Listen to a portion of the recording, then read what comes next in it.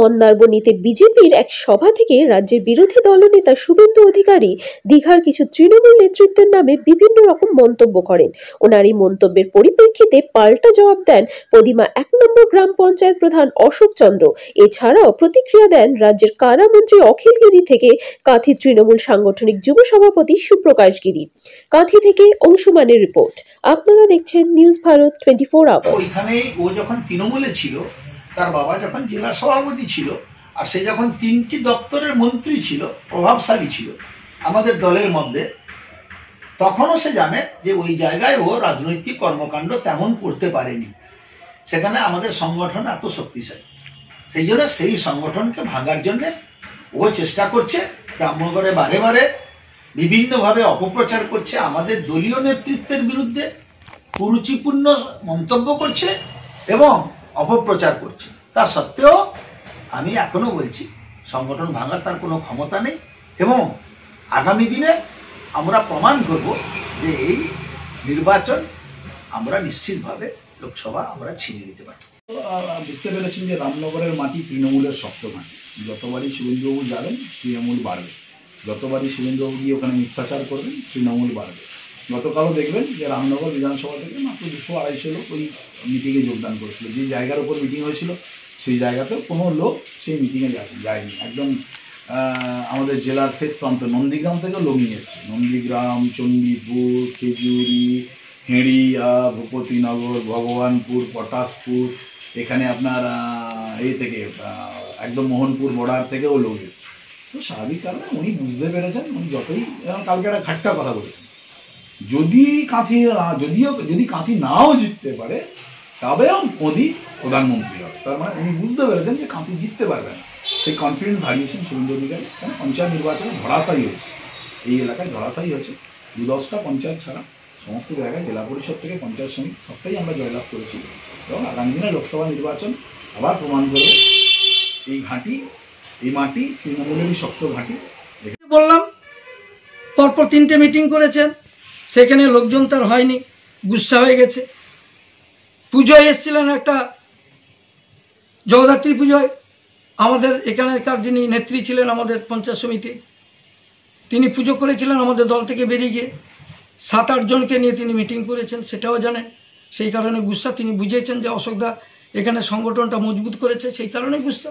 সেক্ষেত্রে রামনগর বিধানসভা অত্যন্ত জনপ্রিয় বিধায়ক তথা 4বারের মন্ত্রীর অখিলগিরির এলাকা। সেক্ষেত্রে জেতার পক্ষে সামনে লোকসভাতে কতটা আশাবাদী আপনারা? আমি তো বলছি আপনারা, যে আমি বলেছিলাম আপনাকে পঞ্চায়েত ইলেকশনের আগে, আপনি এসেছিলেন একবার, আমি বলেছিলাম দেখুন কি হয় রেজাল্ট। আমি বলছি আমার 2টো পঞ্চায়েত শুভেন্দুবাবু ছিনিয়ে নেবেন, তো বলেছিলাম তো পারবেন না, সেই ফলটা হয়েছে। লোকসভা ইলেকশনে যতই বলুন, আমাদের তৃণমূলের যে জায়গাটা এখন আমরা আছি, আমাদের সেদিন একটা মিটিং হয়েছিল, আমি বলেছি সেই জায়গা থেকে অনেক ভালো রেজাল্ট হবে। যত সেন্ট্রাল ফোর্স নিয়োগ করুক না কেন, বিজেপি তলানিতে ঠেকবে, এটা দেখে নেবে। নেক্সট করতে হবে না। এই গোটা ছাঁট মাল যারা গোটা সমুদ্র তটকে লুট করেছে, দীঘার অশোক চন্দ্র বিড়ি খেত, অম্বিকা জানা গাদাল লাগানো সাইকেলে চড়ত আর দেশি মদ খেত, ভাকুর তেল খেত। সুশান্ত পাত্র লেদে ছানি নিয়ে ঠুকঠাক করত। আমি এরকম অসংখ্য নাম বলে দেব, কিয়াগাড়িয়া থেকে তালপাটি পর্যন্ত কত চোর সৃষ্টি হয়েছে এই 12.5 বছরে, আপনারা নিজেরা দেখেছেন। এই চোরেদের তাড়াতে হবে, রাজি তো আপনারা? মমতাকে কম্পার্টমেন্টাল করেছে আপনাদের শুভেন্দু।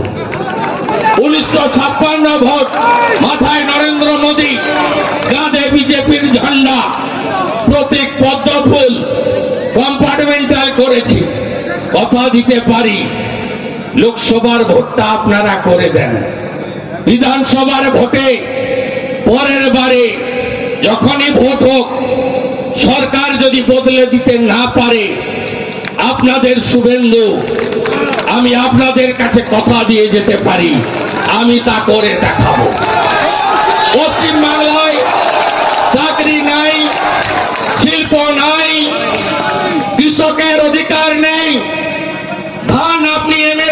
অনুযায়ী টাকা পাবেন না, জানুয়ারি মাসে আরেকটা ধাপ্পা দেবে চোর মমতা।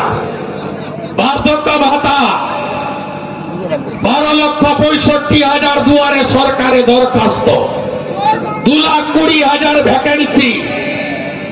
আগে যেটা দিদিকে বলেছিল সেই একই নাম্বার, বোতল নতুন মদটা পুরানো। এখন হলো মুখ্যমন্ত্রীকে বলো 2,20,000 বার্ধক্য ভাতা দেবে, এটাও কেন্দ্রের জেনে রাখুন। NSAP national social assistant programme 800 দেয় ভারত সরকার, 200 দেয় রাজ্য সরকার। আপনারা যদি বুথে বুথে এই মিথ্যাচারের বিরুদ্ধে ঐক্যবদ্ধভাবে প্রচার না করতে পারেন, শুধু মিথ্যা কথা বলে এরা পার পেয়ে যাবে। আপনারা কথা দেবেন নরেন্দ্র মোদীজি মানে